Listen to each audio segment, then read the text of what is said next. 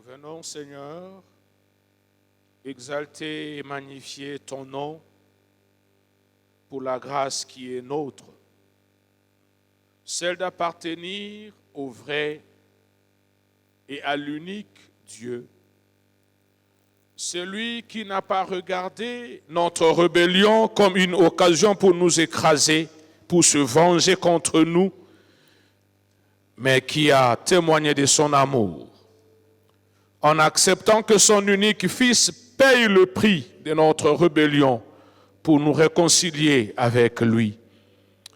Seigneur, nous sommes venus ce matin pour exalter ton nom, pour compter tes bienfaits à notre égard, pour te rappeler combien nous ne sommes pas seuls sur cette terre parce que tu es toujours avec nous. Mais aussi, Seigneur, nous sommes venus pour recevoir de toi des instructions. Voilà pourquoi nous nous recommandons sous ta grâce, afin que ta parole trouve de la place en nous et que nos vies soient le reflet de cette parole. C'est dans le nom de ton Fils Jésus notre Seigneur que nous t'avons ainsi prié. Amen. Bien-aimés dans le Seigneur, shalom. Nous allons lire trois versets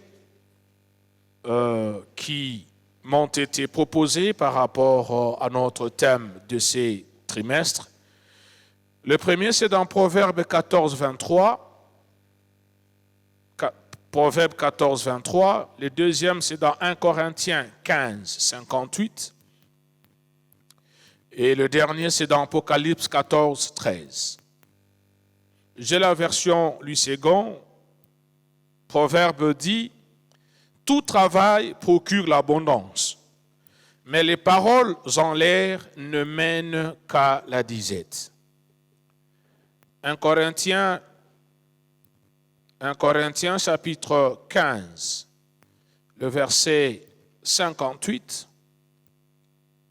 nous dit ainsi: mes frères bien-aimés, soyez fermes, inébranlables, travaillant de mieux en mieux à l'œuvre du Seigneur, sachant que votre travail ne sera pas vain dans le Seigneur.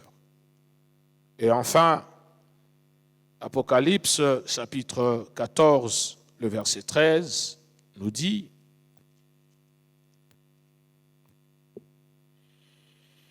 et j'ai entendu du ciel une voix qui disait, écrit, heureux dès à présent les morts qui meurent dans le Seigneur. Oui, dit l'Esprit, afin qu'ils se reposent de leurs travaux, car leurs œuvres les suivent. Parole du Seigneur. Amen. Bienvenue dans le Seigneur. Shalom. Nous savons que le thème de notre année s'est tiré de 3 Jean, chapitre 2, qui dit « Et tu prospéreras à tous égards ». Et le thème de ce trimestre, ton bonheur dépend largement de ton service. Alléluia. Je bénis le Seigneur pour la grâce que nous avons, nous tous, ce matin, d'être comptés parmi ceux qui respirent. Et nous savons que la Bible dit que tous ceux qui respirent fassent quoi? Voilà pourquoi j'aimerais que tu puisses dire à ton voisin, à ta voisine, avec un sourire au visage, que le pasteur te salue.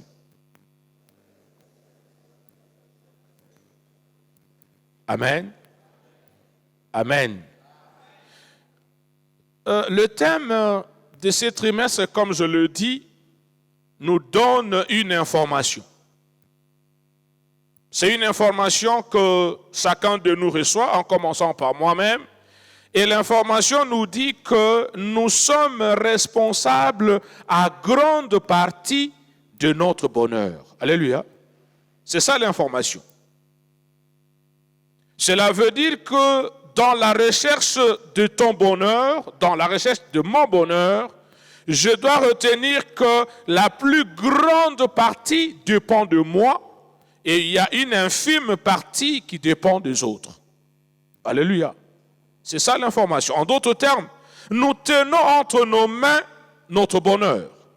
D'où ta réussite dépend d'abord de toi et non des autres. Alléluia. Par conséquent, nous sommes appelés à éviter de vivre aux dépens des autres. Nous sommes appelés à éviter que les autres réussissent ou travaillent pour nous.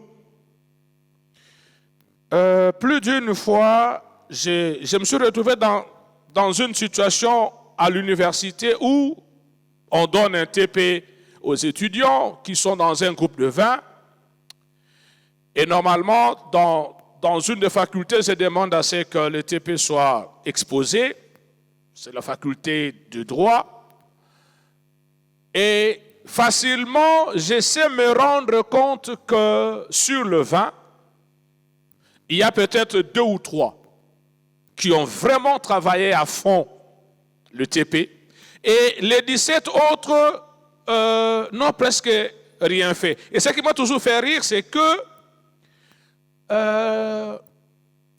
ceux qui n'ont rien fait, lorsque finalement les 3 ou les 4 les accusent que réellement ils n'ont rien fait, ils les taxent de mauvais et de méchants. Alors une fois, j'ai eu un débat avec un groupe où on m'a dit, Papa Moïse, non seulement ils n'ont rien apporté sur le plan scientifique, c'est-à-dire au niveau de recherche, ce qui était étonnant, c'est que même pour financer la saisie du TP, ils n'ont rien donné. Mais ils voulaient que quand le groupe va avoir 2 points, eux aussi fassent quoi? Et 2 points. Alléluia. Alléluia. Mais laissez-moi nous dire, bien-aimés dans le Seigneur, que quand j'ai vu ce thème, je me suis dit qu'il y a un petit problème. Le problème, c'est que nous vivons dans une société où l'échec est souvent, où l'échec est souvent attribué à d'autres. C'est ça la société congolaise. Lorsque je reste dans le domaine académique, les étudiants savent que lorsque ils ont entre 0 et 7, à la rigueur 9 sur 20, c'est l'enseignant qui leur a donné. OK? OK? Donc, quand un étudiant a 0, il a 1, il a 2, vous l'entendrez dire au couloir à ses amis, l'enseignant m'a donné. C'est-à-dire que l'enseignant est tellement généreux qu'il décide de lui donner. Mais lorsqu'il a entre 14 et 19 sur 20, le même étudiant dit nazui. OK? Voilà. Donc, quand c'est la réussite, azui. OK? Quand c'est le chèque, c'est qui? C'est l'enseignant qui lui a donné. Bien-aimés dans le Seigneur, cette réalité nous atteint à l'église aujourd'hui, où lorsque vous suivez la plupart des calicots annonçant des activités spirituelles au Congo, vous allez apprendre des thèmes du genre qui est à la base de ton malheur, ok? Qui est à la base de ton malheur? Ça veut dire quoi? Viens pour que moi, pasteur, je te dise qui est à la base de ton échec. Cela veut dire quoi, bien-aimé dans le Seigneur? Cela veut dire que toi-même, là, tu n'as aucune responsabilité, ok? Tout malheur qui t'arrive vient d'ailleurs. Frères et sœurs, il y a un verset de la Bible qui dit « Il n'y a plus de condamnation pour ceux qui sont en... » Ah, vous avez déjà lu ça? C'est dans la Bible. Mais au Congo, dans l'église du Congo, même ceux qui sont à Christ sont dans la condamnation. Ok? C'est là où on vous explique des histoires très compliquées du genre que même Jésus, sur la croix, n'a pas réussi, ok, à vaincre la condamnation liée soit à ta naissance ou à ton lieu d'habitation ou à ton lieu de travail et que sais-je encore. Ce qui fait qu'aujourd'hui, nous sommes en train de passer d'église en église, ok, des conférences, des séminaires en séminaire pour que l'homme, voilà, l'homme, l'humain, même si les pasteurs, comme je le suis, puissent déceler en nous qui est à la base de notre malheur. Parce que Dieu, pour qu'il puisse intervenir, il faut d'abord qu'il soit informé, de la source de notre malheur. Voilà. C'est dans cette atmosphère que ce thème sort ici à la PP UPenn. J'ai beaucoup aimé. Et le thème, comme nous le savons, dit ton bonheur dépend largement de ton service. Ça ne dépend pas de mon service. Ça ne dépend pas du service de ton voisin ou de ta voisine. Ton bonheur dépend de ce que tu es et de ce que tu fais. Le premier service que nous devons retenir, bien aimés dans le Seigneur, c'est dans 1 Corinthiens 15, 58 que nous avons lu, c'est ta relation et ta communion avec Dieu. Alléluia. Alléluia. Le tout premier bonheur de qui dépend, plutôt, le tout premier service de qui dépend ton bonheur sur cette terre, c'est ta relation, ta communion, ton intimité avec ton Créateur.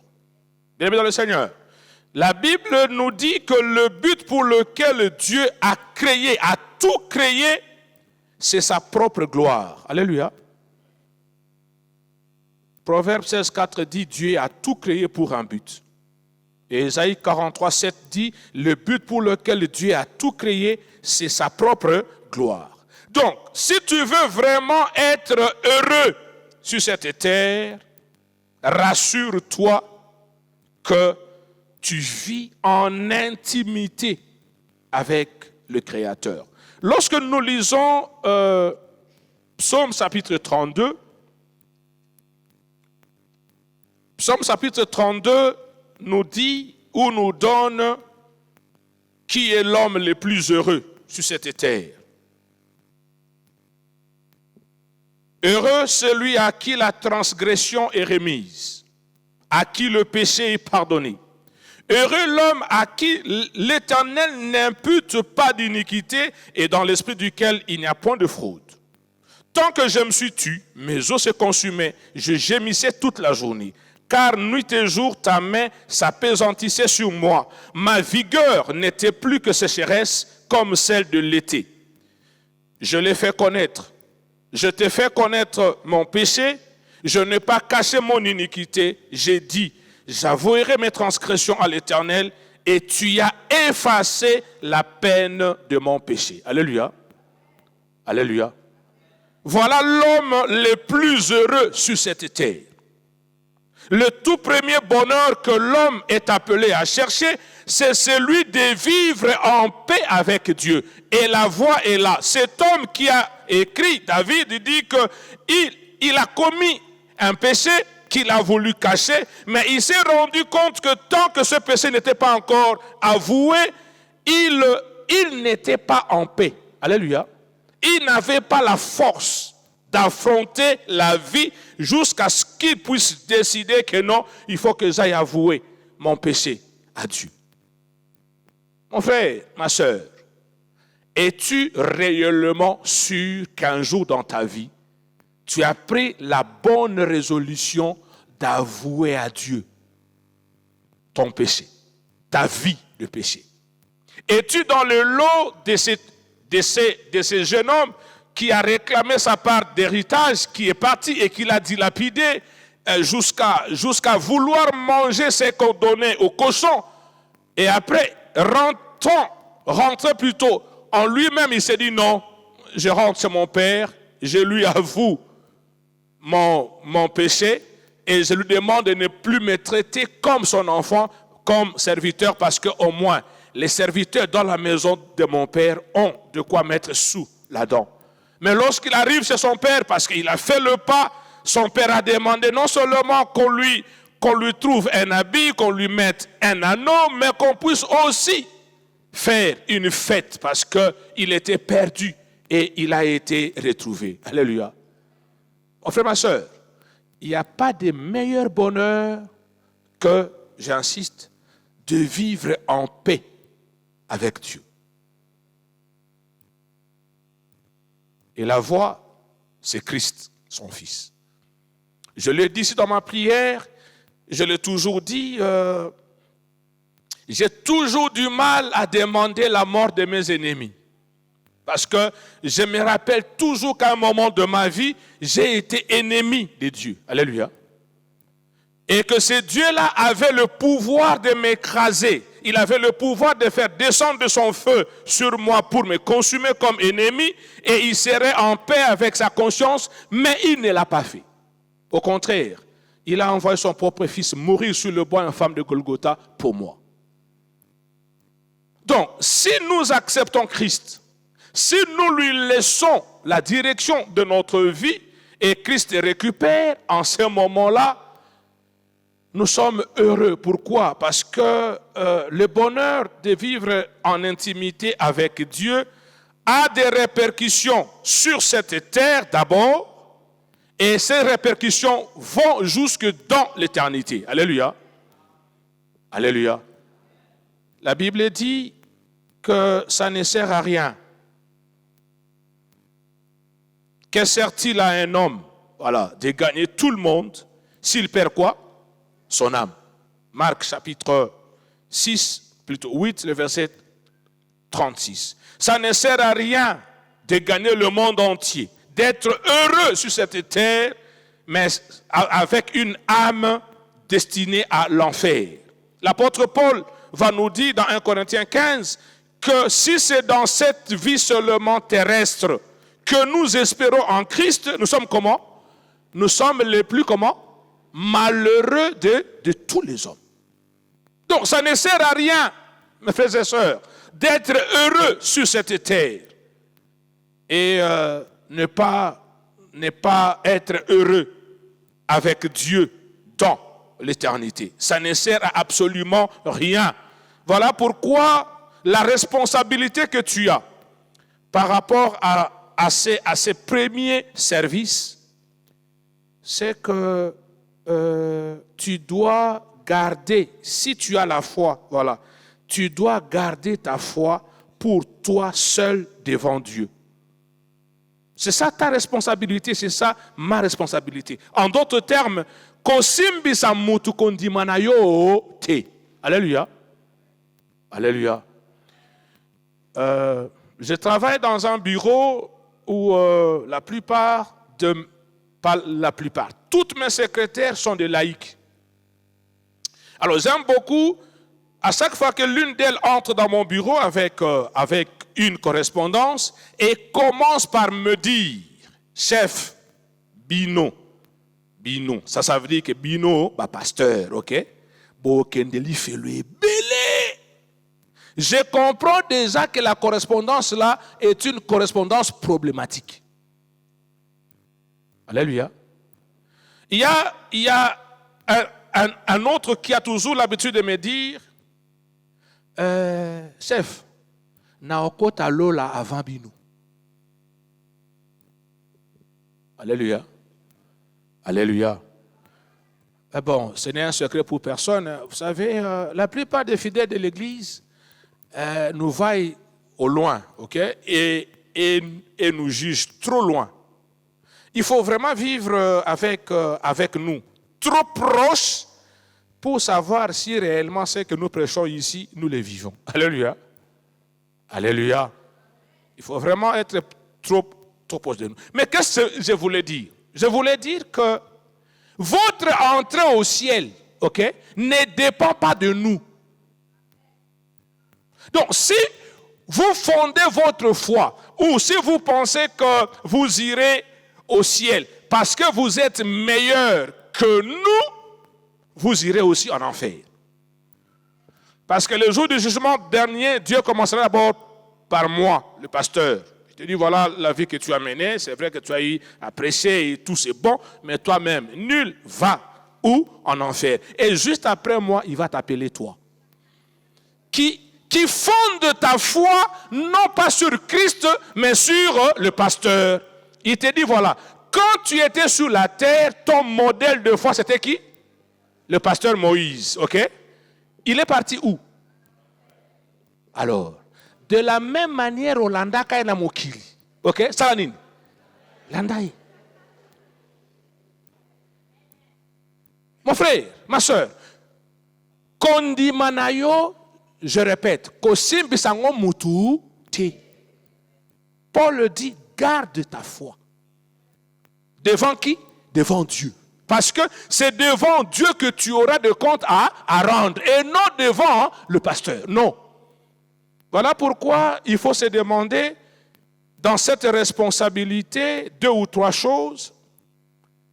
Quel est le niveau d'intimité que tu as avec Dieu dans la méditation de sa parole? La volonté de Dieu se trouve dans la parole de Dieu. Et si tu veux savoir ce que Dieu veut, ce n'est pas compliqué.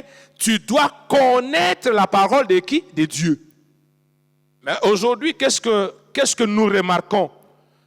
Nous passons des jours, nous passons des semaines, nous passons des heures, nous passons des mois sans lire la parole de Dieu. Nous sommes des gros spécialistes pour lire tout ce qui se balance sur les réseaux sociaux et même nous y croyons, mais lorsqu'il s'agit de prendre sa Bible et de la lire, ça devient très compliqué. Bien, mais dans le Seigneur, il n'y a aucune prière que tu feras qui va faire en sorte que Dieu ouvre ton cerveau, ok, et te dépose sa parole. Non, il faut que tu la lises. Alléluia. Voilà pourquoi un autre texte, toujours des psaumes, c'est le psaume 1 qui dit « Heureux l'homme qui fait quoi? Qui ne marche pas selon les conseils de qui? Qui ne s'arrête pas sur la voie de qui? Et qui ne s'assied pas en compagnie de qui? Mais qui trouve son plaisir où? Et qui la médite comment? Voilà. L'homme le plus heureux, ce n'est pas seulement celui dont les péchés ont été pardonnés par Dieu, alléluia, mais aussi c'est celui-là qui, dans sa vie, a levé l'option qu'il n'y a que la parole de Dieu qui doit le conseiller. Alléluia. Mais pour que cette parole te conseille, tu dois la connaître. Tu dois la mettre en pratique. Je l'ai toujours dit à la faculté de théologie. Il est vrai qu'aujourd'hui, la Bible est un document théologique, mais elle-même, la Bible nous informe qu'elle n'est pas un document scientifique. Alléluia. La Bible, c'est un livre de foi. C'est un livre qui doit nous communiquer quoi? La foi. Et la foi n'a pas toujours besoin de preuves. Non, voilà pourquoi Christ dit à Thomas, voilà, tu as dû insister de voir pour croire. Heureux celui qui croit sans avoir fait quoi? Vu. Deuxième chose, plutôt, retenons que la parole de Dieu, c'est notre nourriture spirituelle. Alléluia. Celui qui ne s'alimente pas n'est pas fort. Okay? Quand tu ne manges pas, tu n'es pas fort physiquement. Quand tu ne te nourris pas de la parole de Dieu, tu n'es pas aussi fort spirituellement. Et là, tu ne vas pas me dire que non, c'est Dieu, ou le diable, ou les démons, ou les gens qui t'empêchent de ne pas connaître la parole de Dieu. Deuxième chose, c'est la prière. La prière te communique la puissance de Dieu. Non seulement tu connais la volonté de Dieu, non seulement tu es nourri par Dieu, mais la prière vient ajouter en ça la puissance de Dieu. C'est-à-dire que Dieu met à ta disposition sa puissance, mais à une condition, qu'il puisse te voir que tu es un homme et une femme de prière. Un homme qui croit que Dieu existe, un homme qui sait que Dieu a la capacité de faire tout, et un homme qui se met dans des dispositions telles que lorsqu'il commence à élever sa voix pour appeler son Père, qui est Dieu, que Dieu ne puisse pas se mettre hors périmètre cellulaire. Non. Alléluia. Alléluia. Je l'ai toujours dit, la première fois que j'ai entendu cette voix féminine me dire au téléphone que non, le poste de votre correspondant est soit éteint ou hors du périmètre cellulaire, alors que ça fait composer les bons numéros, l'Esprit m'a ramené dans ma relation avec Dieu. Alléluia. Invoque-moi, je ferai quoi? Je te répondrai. Je te ferai savoir des choses comment? Mais retenons ceci. Lorsque Dieu, là où il est, comme il connaît toutes choses avant que la chose ne commence, ok? Il sait une seconde avant que tu te mettes à l'appeler, il se met hors des périmètres cellulaires, ok? De ton cellulaire. Tu regardes, c'est vraiment Jérémie 33, 3, ok? Là où lui-même dit, invoque-moi, je ferai quoi? Mais tu appuies sur yes, on te dit que le poste de ton correspondant. Alors lui, son poste n'est jamais éteint. Alléluia. Voilà, la batterie de Dieu ne s'épuise jamais. Voilà pourquoi il préfère se mettre hors périmètre comment? Cellulaire. Mon frère, ma soeur, qui t'empêche de prier? Alléluia. Qui t'empêche de mener une vie qui plaise à Dieu de manière à ce que lorsque tu l'appelles, qu'il te réponde? Il dit lui-même, lorsqu'un malheureux crie, moi je fais quoi? J'entends et je réponds. C'est ce qu'il a dit. Qui t'empêche? Donc, ton bonheur avec Dieu dépend de toi. Alléluia. Ta communion, ta manière de servir Dieu ne dépend que de toi, pas des autres. Moi, je n'oublie jamais, je l'ai toujours dit, j'ai évolué dans une paroisse où mon pasteur, quand j'étais encore jeune, à chaque fois qu'il voulait m'associer à une activité de l'église, il commençait toujours par me poser la même question. Moïse, est-ce que tu as match tel jour? Si je dis non, il dit ok. Est-ce qu'il y a match au stade ce jour-là? Si je dis non, il dit est-ce qu'il y a match à la télé? Voilà. Ce n'est que quand je réponds non, qu'il me dit qu'il y a telle activité. Est-ce que tu peux venir? Pourquoi? Parce que mon pasteur s'était rendu compte qu'entre Dieu et le foot, ok, le foot était plus important pour moi que Dieu. Maintenant, je me pose à moi-même la question. Qui m'avait ensorcelé pour que le foot soit plus important que Dieu? Moi-même. Alléluia. Les jours où j'ai compris que Dieu là, on ne peut pas le comparer avec quoi que ce soit. Mon pasteur était étonné de me voir à une activité évangélique les jours où il y avait finale de la Coupe du Monde. Il dit, pardon, toi ici? J'ai dit, oui, pasteur, moi ici, parce que cette histoire-là, c'est de la foutaise par rapport à Dieu. Alléluia. Tu as le temps pour suivre des matchs, des séries, à la télé. Tu as le temps pour être sur TikTok et tout ce que vous connaissez. Mais tu n'as... Qui ne t'apporte absolument rien. Absolument rien. Mais tu n'as pas le temps pour être connecté avec Dieu. Ton bonheur dépend largement de qui? De ton service. Et Dieu qui est là, il te voit. Il sait voir que non, lui là, le plus important, c'est ça et non pas moi. C'est ainsi qu'aujourd'hui, à l'église, il y a des gens qui aimeraient que le pasteur jeûne pour eux, ok? Que le pasteur ne fasse plus rien dans la vie à part fléchir ses genoux pour crier, Seigneur, bénis ici, bénis là-bas, bénis là-bas, bénis là-bas, pendant qu'eux-mêmes, ils sont en train de mener une vie d'un désordre moral grave. Mes frères et sœurs, laissez-moi vous dire que personne ne peut prier pour vous plus que vous-même. Vous ne pouvez pas demander à l'Église de vous prendre en charge pendant que vous-même vous êtes un irresponsable sur le plan spirituel. Non. Voilà pourquoi moi je l'ai toujours dit, d'abord moi-même j'ai plein de mes problèmes. Vous pensez vraiment que non? Moi là je laisserai mes problèmes à moi pour vous, je ne le ferai pas. Je suis là pour vous encourager à être des hommes et des femmes de prière. Alléluia. Parce que lorsque la bénédiction arrive là, c'est vous qui en profitez, pas moi.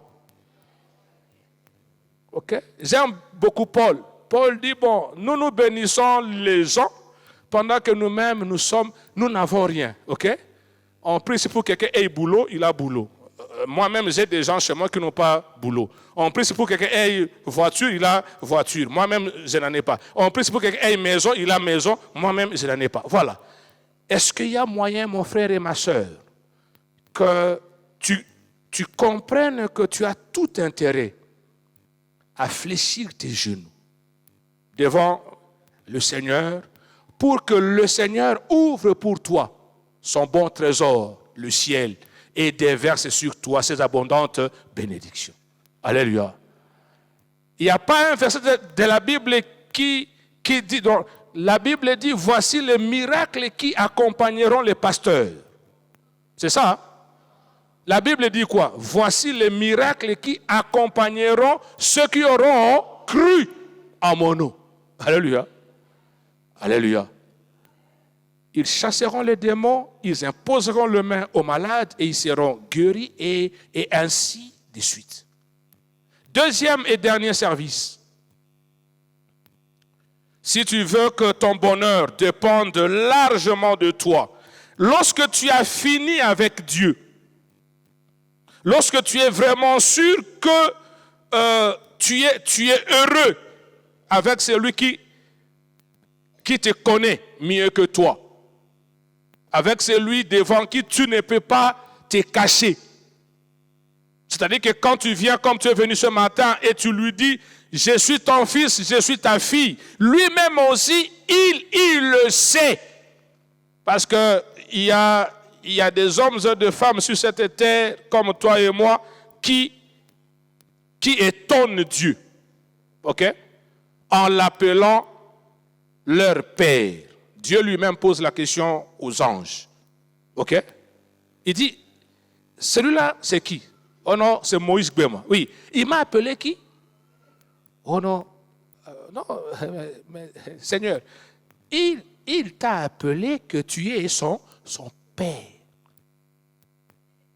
D'accord, tala, keba kokamwisa nzambe. Donc nzambe akamwa, nzambe amituna depuis mokolo nini do ye azalaka tata na yo. Alléluia. Il est le Dieu de tout le monde, ok? Il est le créateur de tout le monde. Mais il n'est le Père que de ceux qui acceptent son Fils comme Seigneur et Sauveur. Alors, quand tu as fini, quand tu es vraiment sûr que Jésus, son unique Fils, est devenu ton frère, ok? Maintenant, deuxième et dernier service, occupe-toi maintenant de ta vie sur cette terre. Alléluia. Alléluia. Le ciel, si le ciel est déjà garanti pour toi, ok? Retiens qu'au ciel, il n'y aura ni pleurs, ni grincement de dents, ni maladie, ni chômage, ni donc tout sera bon là-bas. Maintenant, ici sur terre, deuxième service, c'est le texte que nous avons lu des Proverbes. Le deuxième service, c'est que tu dois te battre pour que tu mènes une existence paisible na mokili. Et ça ne passe que par le travail. Alléluia. Que par le travail. Voilà pourquoi, bien-aimés dans le Seigneur, Proverbe nous dit que maloba est belé, ok? Maloba est belé. Ne mène qu'à la pauvreté. Et je vais vous choquer. Mboko ya maloba est belé, c'est la prière. Ok? Les gens, en lieu et place de travailler, ils prient.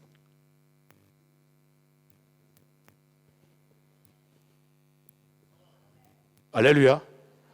Les gens font quoi? Ils prient.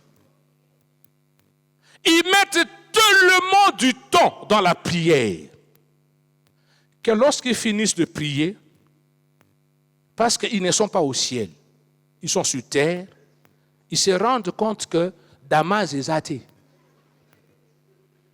Et là-bas, Yakolata est athée. Bien-aimé, la Bible m'a appris que le travail, c'est une des premières responsabilités que Dieu a données à l'homme. Il a dit à Adam et Ève, soyez féconds, multipliez-vous, remplissez la terre et assujettissez-la. Voilà pourquoi il a mis en l'homme une partie de son intelligence et de l'autre côté, il a mis des ressources naturelles pour que l'intelligence humaine, ok, si elle récupère les ressources naturelles et les transforme, cet homme-là va vivre heureux sur cette terre, en attendant le ciel. Vous allez remarquer que la plupart des pays développés sont des pays qui négligent la première partie de cette décision-là. Soyez féconds, multipliez-vous. Ils ne se multiplient pas trop, ok? Mais ils assujettissent la terre. La plupart des pays en voie de sous-développement comme le nôtre, c'est l'inverse. Ok? Donc, on est fécond, on se multiplie, on remplit la terre jusqu'à commencer à donner des noms aux enfants, des noms des gens qui ont un peu de moyens. Ok? On t'appelle, allô? Oui, ma femme vient d'accoucher, alors je lui ai donné ton nom. Vous pensez vraiment que non, ce nom-là, c'est vraiment non? Non! C'est une charge, on te dit. Quand il est malade, allô, papa, ndoya wa santé malamute. Allô, papa, ndoyi rentrée scolaire kalamingite olobi nini. Bien-aimé, laissez-moi nous dire que Dieu ne fera jamais à ta place ce qu'il te demande de faire. Quand Dieu te demande quelque chose, c'est qu'il a mis en toi, ok, tout le nécessaire pour que tu le fasses. Voilà pourquoi lorsque Israël quitte l'Égypte pour la terre promise pendant 40 ans, vu que c'est lui, c'était sur son ordre, ok?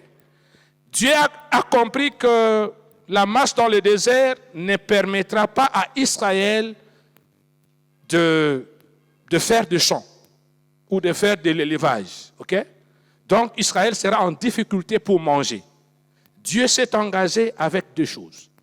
La première, quand vous lisez la Bible dit que bilamba obalata, ok? Dieu s'est arrangé pour na bilamba wana eyeba na koumela ti nati. Ça c'est un. Parce que dans le désert, il n'y avait pas usine d'habits, ok? Il n'y en avait pas. Deux, il s'est arrangé pour faire descendre la manne. Et j'aime bien.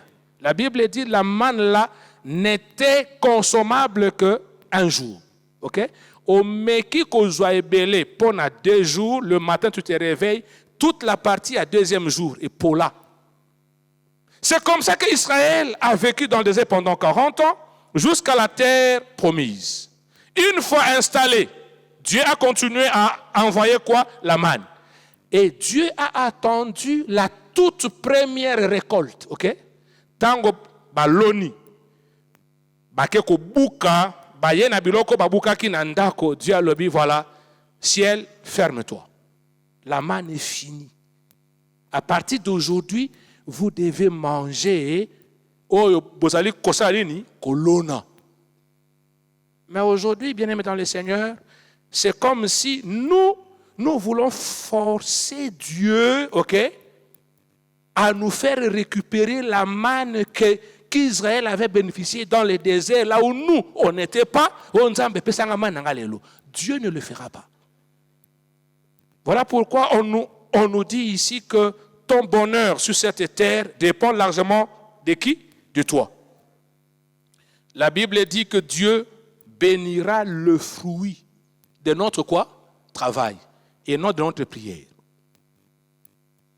J'ai beaucoup aimé, je suis allé à 250 km de Brazzaville, à Lutété, et puis j'ai vu dans la communauté évangélique du Congo un pamphlet dans leur dialecte qui est presque comme les Lingala.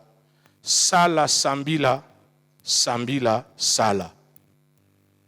Ça veut dire travail et prix, prix et travail. Frères et sœurs, est-ce qu'il y a moyen que toi et moi, nous puissions comprendre que notre bonheur sur cette terre dépend d'abord de nous. Et par conséquent, nous devons nous battre. Nous devons travailler de manière à ce que lorsque Dieu regarde notre manière de travailler, qu'il se décide finalement de nous libérer sa grâce. Alléluia. La différence entre nous et ceux qui ne prient pas, c'est que nous, en dehors du fait que nous travaillons, nous avons aussi sur nous la grâce de qui? De Dieu. Voilà pourquoi il faudra travailler comme si tout dépendait de nous, mais prier parce que tout dépend de qui? De Dieu. C'est ça qui fait que, bien-aimés, des fois nous avons des prières qui à la fois font rire et irritent Dieu. Oh non, Nzambe, batukutu oba, bato sakayote, bazako progresser. Vous voulez me dire que tout ce qui ne tosa pas Nzambe là progresse parce que c'est le diable qui les donne quoi? Le pouvoir, non? Les lois naturelles, ok? Les lois naturelles ont été instaurées par Dieu. Alléluia. Les lois naturelles ont été instaurées par qui? Par Dieu. Et une de ces lois naturelles, c'est la loi de la semaille et de la moisson. Alléluia. Ceux qui ont l'oni, okosanin, okobuka. Tu es étudiant. Pendant que l'étudiant païen étudie, ok, il étudie. Ça veut dire que azolona na cerveau na ye matière yo ok retraite. Ok, retraite. Et après beaucoup de salle examen yé Nzambe naturellement lui fait remettre tout ce qu'il a étudié, ok? Il répond. Toi, ton cerveau vide. Il n'y a rien. Azui oya hono Nzambe yekutu abanga kaote te papa abanga Nzambe parce qu'il a étudié. Même nous, Dieu plutôt Christ a dit à ses disciples quoi? Lorsque le Saint-Esprit viendra, il fera quoi? Il vous rappellera. OK? Il fera quoi? Il vous rappellera. Ça veut dire que si boyoka, ok, maintenant et si yoka, maintenant lui il vient, il vous rappelle. Mon frère, ma soeur, est-ce qu'il y a moyen que tu puisses bouquiner sérieusement? Tu finis, après maintenant tu pries, tu dis Seigneur, je viens de faire ma part, ok? Maintenant, les jours de l'examen, fais aussi ta part pour que je me rappelle de ce que je viens d'étudier. Celui-là fait un chant à la bonne saison, à l'ONI, yo, ok, retraite. Ok, 6 mois après, bilangana esainin, ebimi. Si vous avez un moto assemble et puis bilanga et mon ami, non. Proverbe dit il y a des gens qui sont tellement paresseux que même si vous leur mettez à manger là sur la table, ils sont capables de prier Dieu pour Seigneur, prends la bouffe ici, ok? Mets ça dans ma bouche. Ça, Dieu ne le fera pas. Voilà pourquoi Dieu s'insurge contre les paresseux, des fainéants. Mais il y a des gens dont la vie n'est pas heureuse parce qu'ils sont comment? Paresseux. Fainéants. Ou alors, ils sont dans des dépenses folles pendant que les autres gèrent bien et ils sont dans une gestion extraordinaire et à la fin, ils s'étonnent. Et souvent, ce sont des pareils gens qui racontent que non, étoile nanga baïba ango. Kakayonde baïba étoile na yo kakayo. Les autres là non baïba ka. Et puis on croit à ces histoires là tellement qu'on est devenu, je m'excuse, vraiment voilà donc voilà. Trop terre à terre. Oh non pas pasteur, na yawa parce que étoile nanga baïba. Ah ben, maintenant, moi là, j'ai fait quoi? Mais quand tu suis, non, c'est faux. Baïbaté, c'est simplement un paresseux. Alors, Dieu te demande d'aller vers la fourmi. Alléluia. Et de l'observer. Elle n'a ni inspecteur, ni contrôleur. Mais à la bonne saison, elle accumule de quoi se mettre à l'abri. De manière que quand la mauvaise saison arrive, elle est vraiment à l'abri. Et tous ici, on a eu à apprendre la récitation, la cigale et la fourmi. Ok? Cigale, nzembo na nzembo, fourmi, musala. Et quand la mauvaise saison arrive, la cigale vient vers la fourmi. Oh non, pesangata kamo mouké. Papa, moi, quand j'ai bossé là, toi, tu faisais quoi? Voilà. Est-ce que tu es vraiment vrai que dans ta famille, il est vraiment vrai que dans ta famille, c'est ton frère qui a bloqué ta vie? Voilà. J'aimerais qu'aujourd'hui, nous puissions complètement oublier les autres. Alléluia. Que nous rentrons en nous-mêmes. Et que nous puissions regarder. Est-ce que ma manière d'étudier me permet de réussir? Est-ce que ma manière de travailler me permet d'avoir une promotion? Est-ce que ma manière de faire ceci ou cela, voilà, toi-même d'abord. Ce n'est que quand tu vas te rendre compte avec Dieu comme témoin que dans toutes ces choses-là, c'est bon que tu peux maintenant dire à Dieu, Seigneur, ce que moi je devais faire, je le fais. Alléluia. Mais les résultats sur terrain n'est pas les résultats escomptés. C'est que là maintenant, il faut que toi, tu fasses quoi? Tu interviennes en ma faveur. On va se lever.